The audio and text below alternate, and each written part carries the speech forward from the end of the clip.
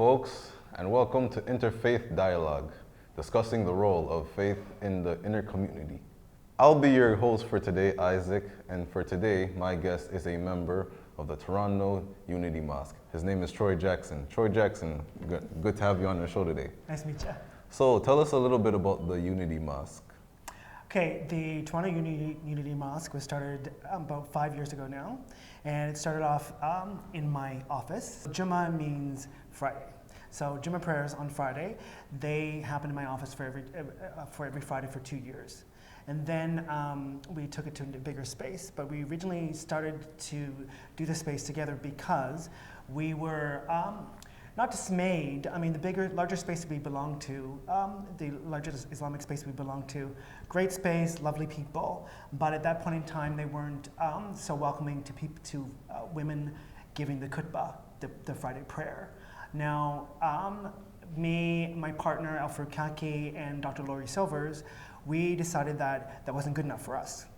We decided that, from my perspective, that nobody needs to be at the back of the bus unless they enjoy the view from back there, right? Mm-hmm. You know what I'm saying? So we were like, we want a space where women can give the khutbah too, because I would rather be learning from the best, amazing, educated person in the room. And if it happens to be a woman, I want to hear from them. I don't want to just hear from a guy because he's a guy. Right, exactly. So what motivated you to get the mosque started? Well, it was a couple of things. I mean, I was just, at that point in time, I was a recent convert. And also, my spiritual life needs to match my everyday life. I don't want to have to check myself, any part of myself, at the door. Also, too, as well, part of our space is it's also LGBTQ to IIS affirming, meaning that if you're trans, if you're two-spirit, if you're gay, whatever you consider yourself to be, you can come to our space and you have equal access to the pulpit. Mm-hmm. So say if someone falls in that category, but how do you guys get the word out there about your church? Your mosque. Mosque through Facebook, word of mouth, also doing things like this. Mm-hmm. Dr. Laurie Silvers does a lot of speaking on her own. She writes on some different blogs as well. She is also a teacher, a professor at the University of Toronto as well. Okay. Have you had a problem with people with traditional beliefs or other traditional beliefs? Well, let's see here.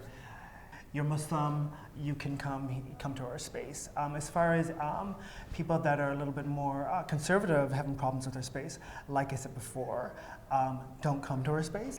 We've also had maybe gay men come to our space that actually have a problem with a woman leading the prayer. We tell them, don't come back then. Hey, go somewhere else where you feel fine praying behind whomever.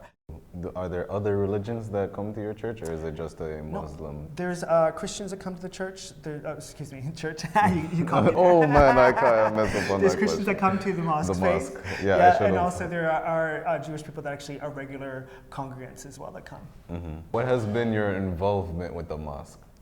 My involvement was, I'm one of the founders. So myself, my partner Alfred Kaki, and Dr. Laurie Silvers were the founders. So we show up basically every Friday for the past almost 5 years. We showed up no matter what.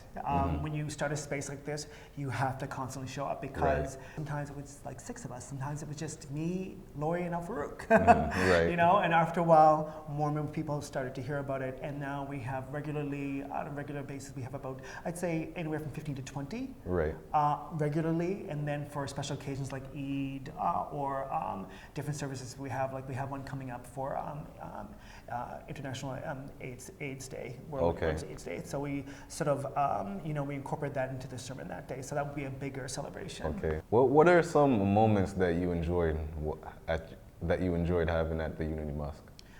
Let's see. Most recently, some memorable moments. Yeah, most recently it was my partner gave a khutbah on Hagar. Now Hagar was the mother of Ismail, and he is the son of Abraham, and so they actually they founded Mecca. So when you actually go to your pilgrimage, and so I've gone on pilgrimage, the lesser pilgrimage at the Umrah, when you go on this pilgrimage, you are actually walking in the steps of a black African woman. For sure. Right? And so the khutbah was from that basis, meaning that every Muslim around the world that goes to Mecca to do the pilgrimage, they are actually walking in the footsteps of a woman. Right. right? And so it was really great from that point of view, because right now in Saudi Arabia, to even get into Mecca, you have to be, if you're a woman, you have to be accompanied by A a black. man. Oh, for by a man. You know what I Okay. mean? So to stop, you can't leave Saudi Arabia without the consent of a man. When Hagar, who started the whole thing, was there, not with permission, she was actually left there by her husband at the time, Oh, left okay. her in the middle of the desert with her son. Right. So she didn't need permission to be there, right? So Right. why are we doing that again now in 2013, 14, right? So why do you think this mosque is important? I think this mosque is important because I think that people that think that they have to leave their religion or leave themselves at the door before they cross the threshold of going in to pray, they don't have to. They can find a space, for instance, our space as well, to come into where they don't have to leave a part of themselves at the door. And our Right. space is non-judgmental. You come in to pray. Right. The only judger is God, and excuse me, sure. that's not me or you or anybody else, right? Yeah, for sure. Unfortunately, we're going to have to wrap up the show. Troy, Jackson, I would like to say it's been good having you on our show. Nice to be here. So I hope you've enjoyed this episode of Interfaith Dialogue. Once again, I am your host, Isaac, and we are signing out. Stay tuned for next time.